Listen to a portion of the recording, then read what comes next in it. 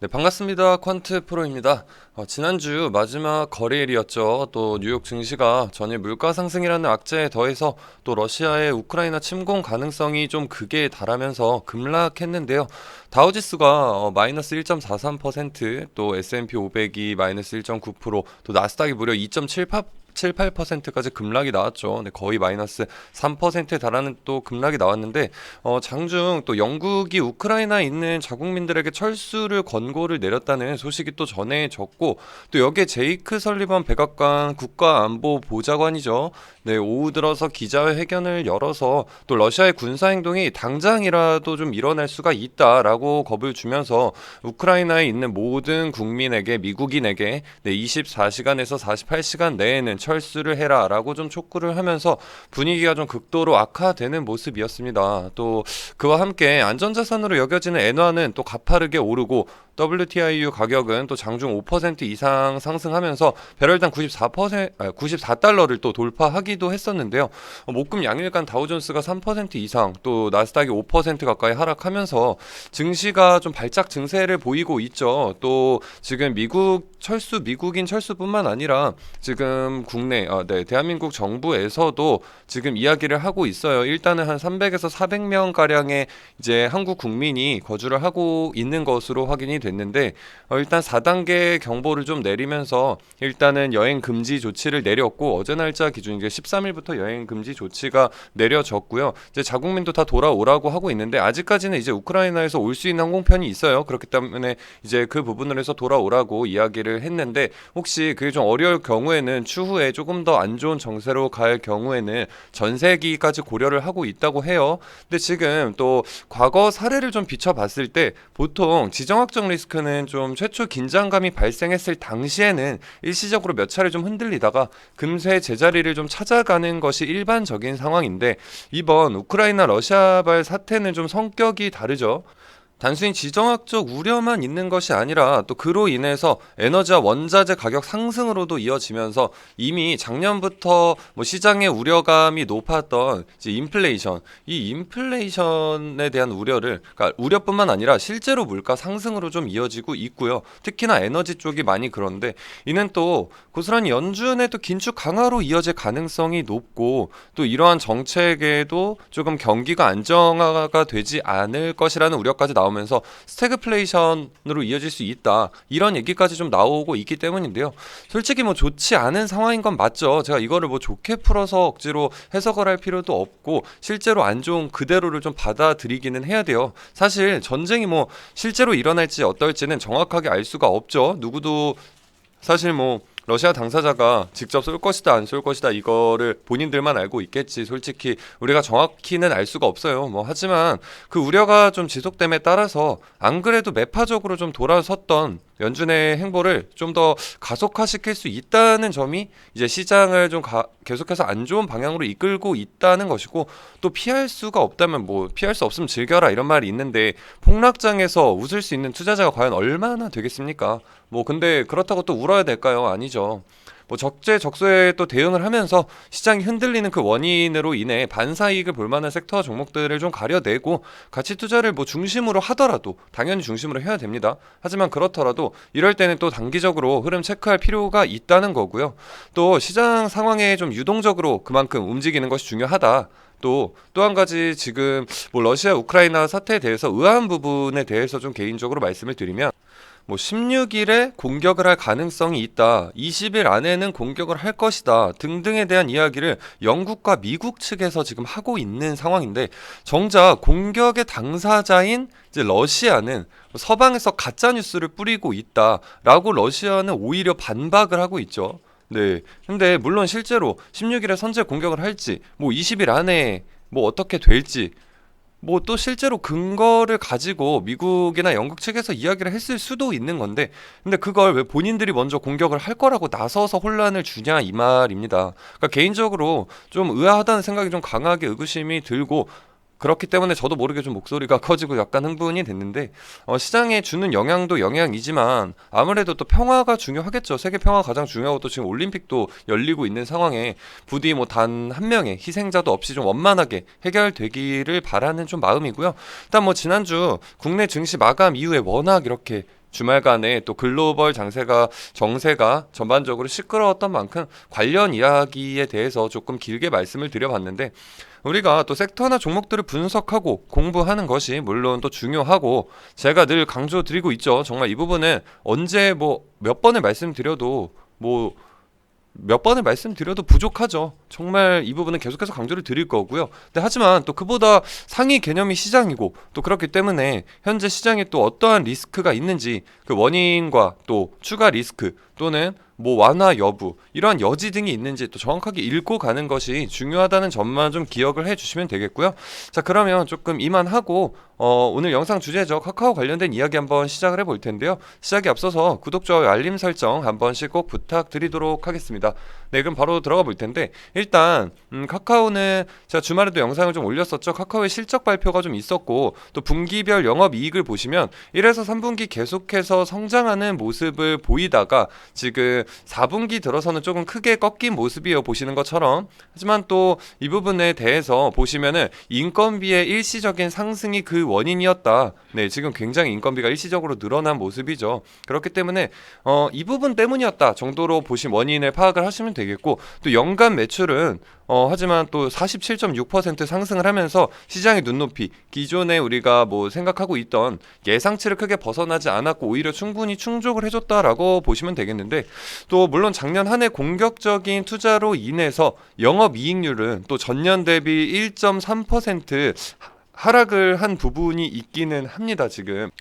하지만 또 커머스와 광고 관련, 그러니까 본업이죠. 이 본업에서는 영업이익률이 또 전년 대비 1.9% 상승을 하면서 수익성이 충분히 개선이 됐고요. 또 올해는 뭐 페이라든지 모빌리티, 이런 모빌리티 부분 등의 수익성이 점차 개선이 되면서, 그러니까 작년은 조금 수익성이 전체적인 영업이익률이 조금 떨어졌지만 그래도 이제 다시 페이나 모빌리티 쪽이 이제 수익률이 좀 올라올 것으로 보고 있어요. 그렇기 때문에 20년 수준의 또 영업이익률까지는 다시 끌어올리지 않을까라고 예상이 되고 있고요. 또 이 기여도 이제 부분에서 상당히 큰 비중을 차지하고 있는 이제 톡비즈 부분이죠. 이런 톡비즈 부분이 이제 전년 대비 43%가량 엄청난 성장을 보였죠. 네, 4.3이 아니고 43%인데요.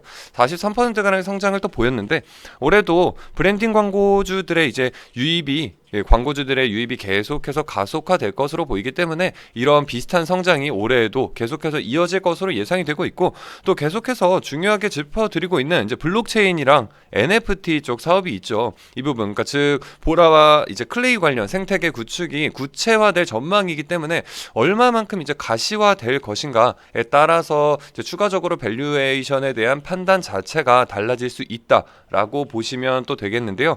또 지난해 이제 골목상권 침해 논란과 이제 계열사 경영진 먹튀였죠. 뭐 카카오페이 관련해서도 있었는데, 이런 부분이 좀 이어진 가운데 역대 최고의 실적을 기록하고 이제 떠나게 되는 여민수 이제 카카오 공동 대표가 이번 컨퍼런스 콜에서 이제 사과의 뜻을 밝혔고요.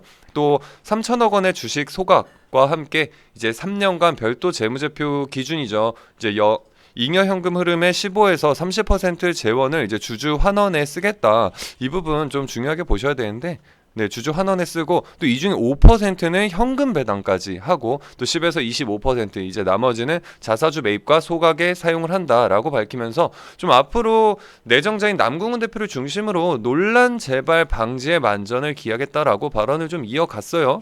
또 여기에 예정자인 남궁훈 대표죠. 네, 이분께서는 사내 게시판하고 이제 페이스북을 통해서 이제 카카오 15만 원이 될 때까지 이제 본인의 연봉이죠. 네, 본인의 연봉과 인센티브 지급을 일체 보류를 하겠다. 그리고 법정 최저 임금만 받도록 하겠다라고 밝히면서, 주가가 또 모든 것을 설명해 주지는 않지만 의지와 이런 목표 의식을 정확하게 설정을 하고 공유 드리는데 뭐 쉽고 명료한 잣대가 될 것이다라고 말하면서 배수진을 쳤어요. 네, 그래서 이제 카카오와 계열사들의 그간 들여졌던 좀 그늘, 네, 이런 좀 좀 암적인 그런 부분이 조금은 걷어지지 않을까라고 저는 조심스럽게 보고 있고요. 이제 그러니까 이 리스크에 대해서는 조금씩 사그라들고 있다. 하지만 물론 이렇게 말을 한다고 해서 안 그러리란 보장은 없겠죠. 어떤 기업에서 어떤 기업에 새로 취임하는 CEO가 나는 계속해서 그런 리스크를 가지고 가겠다, 우리 또 그렇게 할 거다라고 말하는 사람은 당연히 없을 거예요.